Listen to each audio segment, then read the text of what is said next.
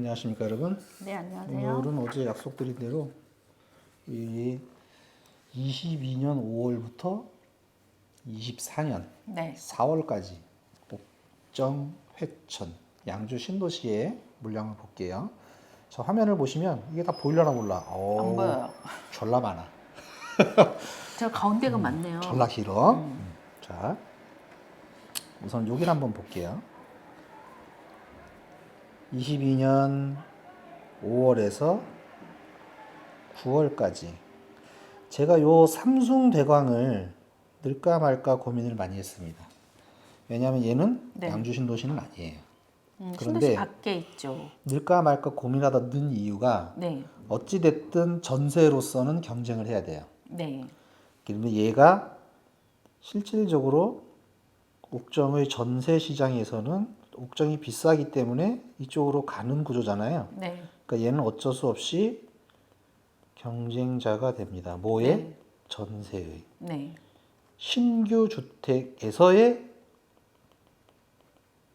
경쟁자예요. 네. 나머지에서는 아닙니다. 네. 자, 이렇게 한번 보실게요.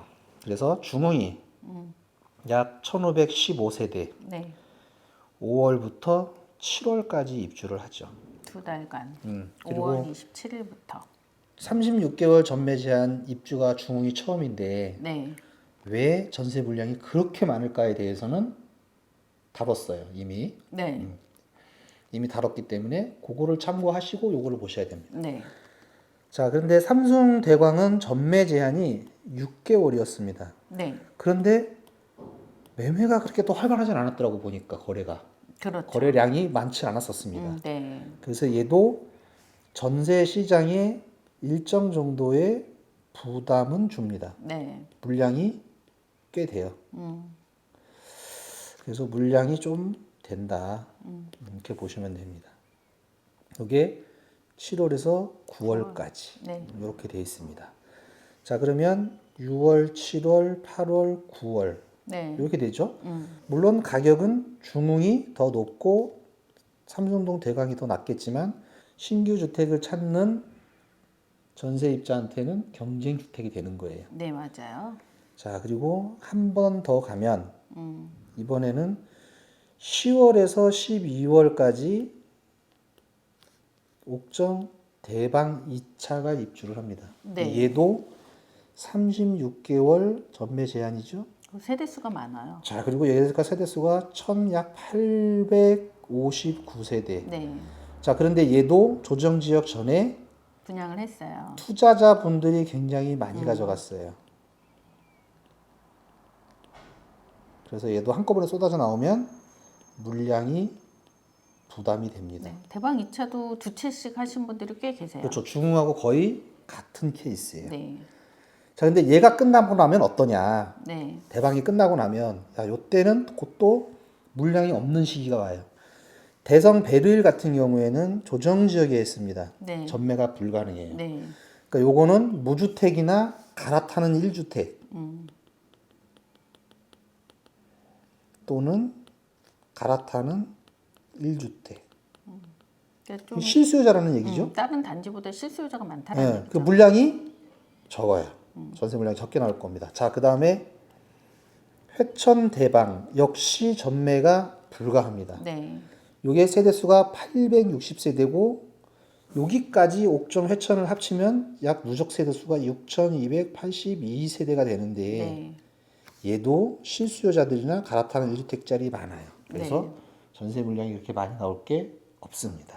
근데 쟤는 갈아타는 1주택자도 있지만은 이게 처음으로 다주택자분들이 그 분양권을 갖고 있었을 때 다주택자분들이 당첨이 된 분들이 있어서 얘는 좀 나올 것 같긴 해요. 좀 나와도 이게 첫 번째 물량이기 때문에 소화는 무난하게 될 겁니다. 그리고 이제 회천 신도시에서 첫 번째 세대수가 860세대밖에 안 돼. 그 중에 그래서 갈아타는 1주택자는 못 들어올 가능성이 굉장히 많아요. 네, 자기 그럴 집을 처분을 가능성이 못 하니까. 좀 있어요. 지가 그래 봐야 꼴랑 860세다 전체가. 그러면 나와봐야 물량을 부담해 주면 얼마나 주겠느냐. 옥정 물량에 비하면 많은 편이지만 코딱지만큼밖에 안 된다. 그렇죠. 더구나 전매 불가다. 자, 그래서 크게 물량의 부담이 없을 거다. 네. 자, 그 다음은 옥정 더 원이 입주를 하는데 얘도 전매가 불가합니다. 네. 그래서 이것도 실수요자가 좀 이것도 많죠. 실수요를 기반으로 했어요. 네. 그 다음에 갈아타는 1주택자.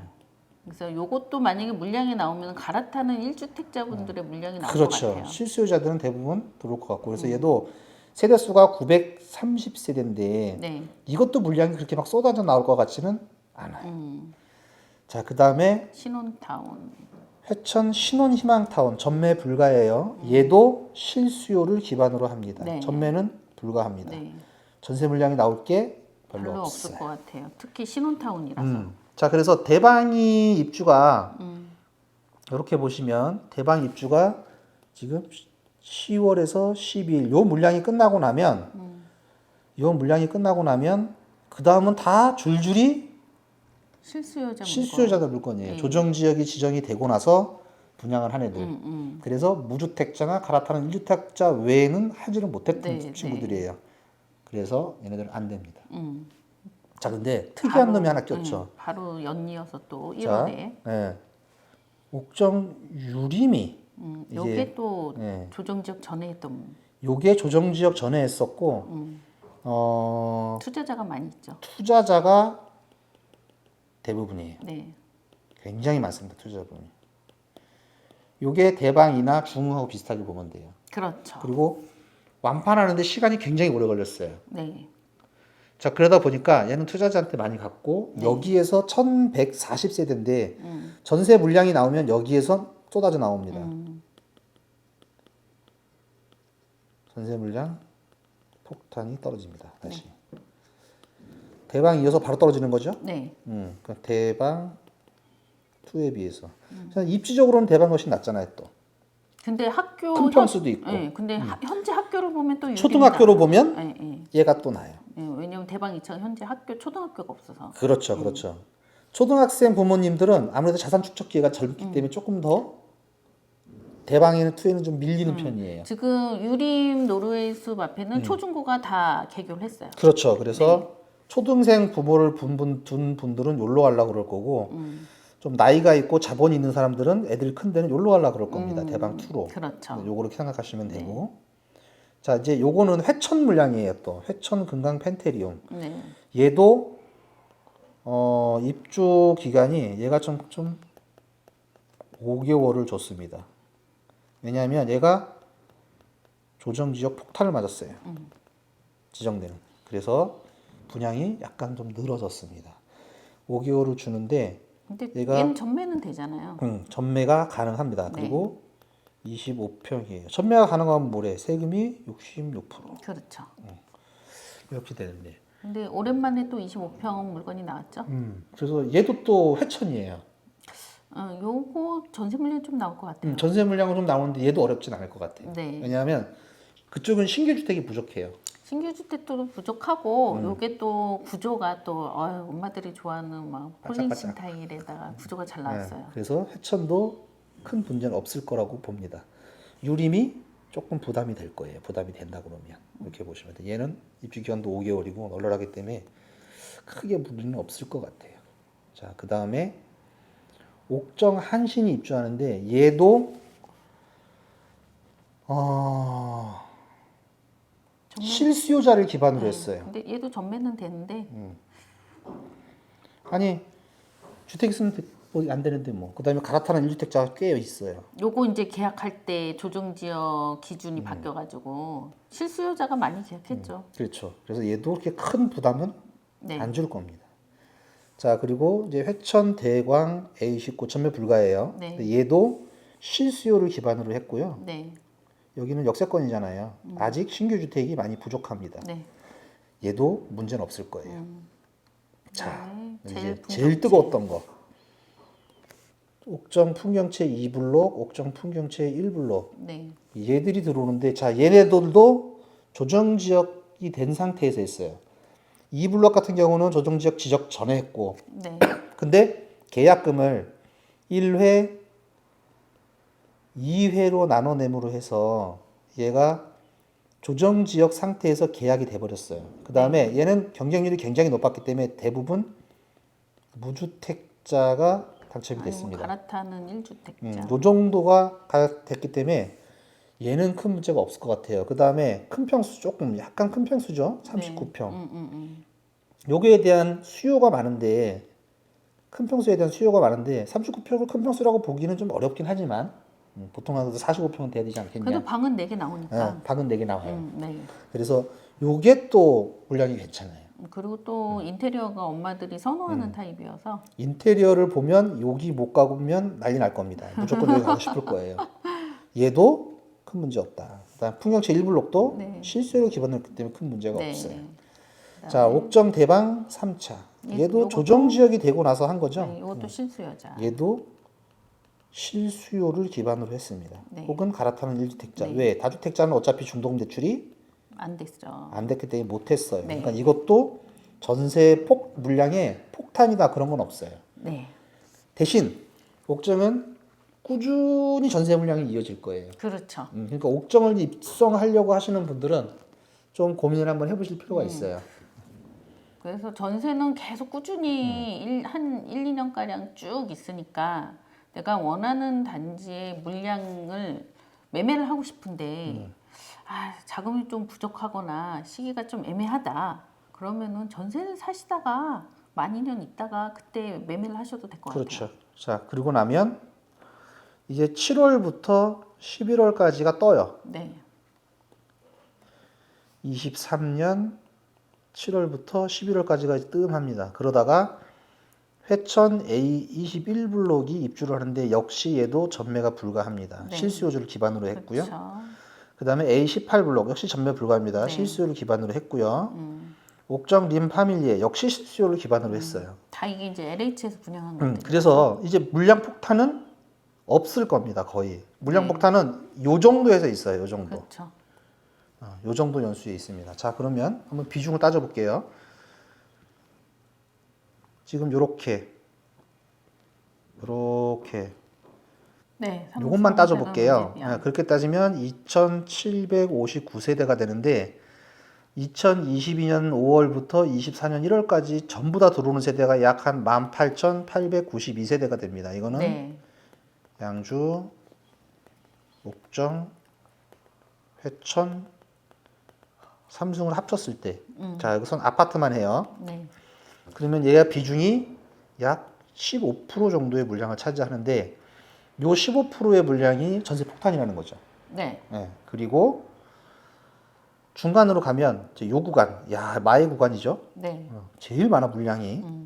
그러면서 전세 폭탄도 있고 아닌 곳도 있고 막 섞여 있어요. 네. 네. 자, 그래서 여기 같은 경우에는 총 11,786세대가 몰려 있습니다. 네. 그래서 여기가 총 입주 물량이 18,892세대 가운데 약 62% 정도를 차지해요. 여기 다 몰려 있죠? 네. 그 다음에 요 구간, 회천 구간. 요 구간은 18,892세대 가운데 약 4,348세대를 차지하고 물량으로 약 23% 정도를 차지합니다. 단지가 큰 거예요. 네. 세 개니까 네. 이 정도를 차지합니다. 그래서 지금 우리가 중흥이 중요하다는 이유가 그래서 중요하다 그러는 거예요. 그렇죠. 중흥에서부터 쭉 어디까지 대방 2차까지 네. 전세 폭탄이 이어지고 그 다음부터는 없다가 다시 옥정 유림에서 다시 한번 터집니다. 근데 어쨌든 다 이어져 있어. 네, 근데 쭉 이어졌어요. 그러니까 옥정에 오고 싶으신 분들은 그게 어느 아파트냐의 문제지 아파트가 없어서 전세 계약을 못 하는 일은 없을 거예요. 그렇죠. 전세는 많죠. 그렇죠. 자기가 가고 싶은 곳을 가느냐, 전세금이 얼마냐의 문제인 거야, 그냥. 그리고 다양하잖아요. 브랜드도 다양하고 구조도 다양하고 입지도 다양하고 외부에서 오시기에는 내가 맞는 조건을 고를 수 있는 아파트들이 많습니다. 그리고 최근에 이제 옥정에 대해서 다른 데서도 관심을 많이 가지더라고요. 근데 네. 문제는 뭐냐면 전혀 사실 아닌 사실들이 음.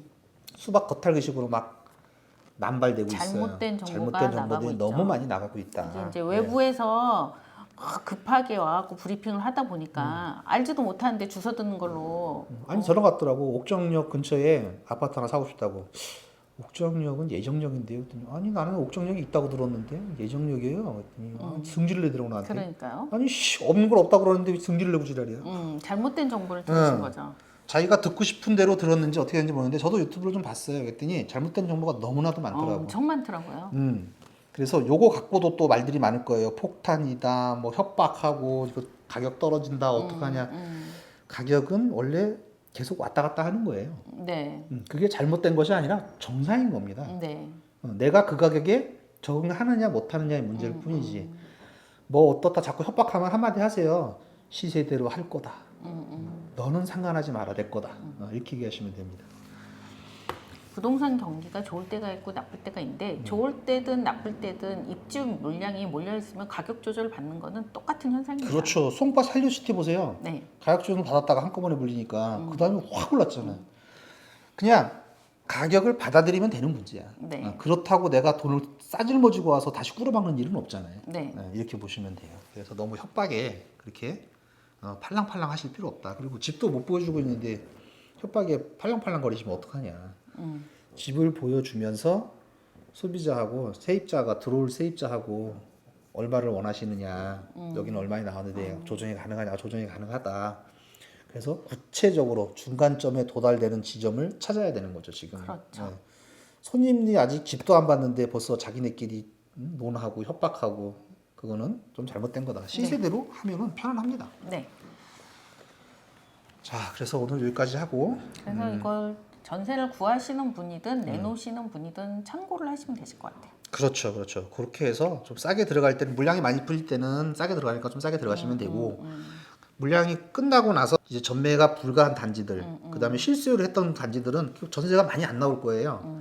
그래서 거기는 전세 가격이 막 싸게 해주진 않을 거예요. 그러니까 거기에 맞게 움직이시면 돼요, 세입자들도. 그다음에 뭐 이쪽 지역이든 다른 지역이든 내가 전세 만기 날짜가 언제고, 그때에 내 전세 만기 날짜는 어느 아파트가 있는지 미리 확인해 보시면 좋죠. 그렇죠. 그래서 물량이 많이 쏟아져 나온다 그래서 전세 물량도 한꺼번에 쏟아져 나올 때도 있지만 물량은 쏟아져 나오는데 전세 물량이 안 나올 때도 있는 거예요. 그렇죠.